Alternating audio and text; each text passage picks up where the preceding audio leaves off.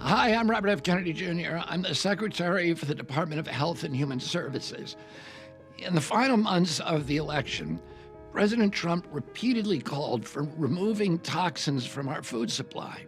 He added his voice to the millions of Maha moms who were touting the Make America Healthy Again agenda.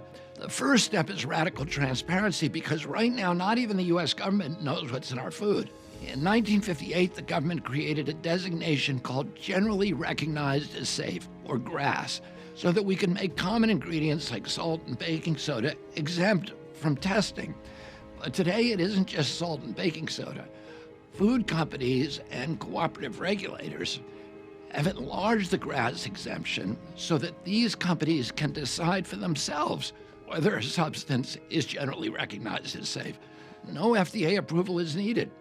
European nations, on the other hand, require that a chemical be proven safe before it becomes a food ingredient. In our country, the GRAS standard means that every chemical is presumed safe until proven dangerous, and that proof might not happen until millions of Americans are sick with chronic disease. This mass experiment on the American population with GRAS has, in short, been a catastrophe. We now have around 10,000 chemicals in our food, while Europe has only 400. For example, titanium dioxide, potentially linked to DNA damage and cancer, is banned in the EU, but it's in our children's food. Potassium bromate, a suspected carcinogen, banned in Europe and Japan. And you guessed it, it's in our children's bread. Food dyes such as red dye 40 and yellow 5 and 6 come with warning labels in Europe. They're linked to behavioral issues in children, but in the U.S., they're generally recognized as safe. I can't really blame the food companies. They're just doing what we've allowed them to get away with in a system that's taken on a life of its own. We all agree now that it's time to change the system, and that's exactly what we're going to do.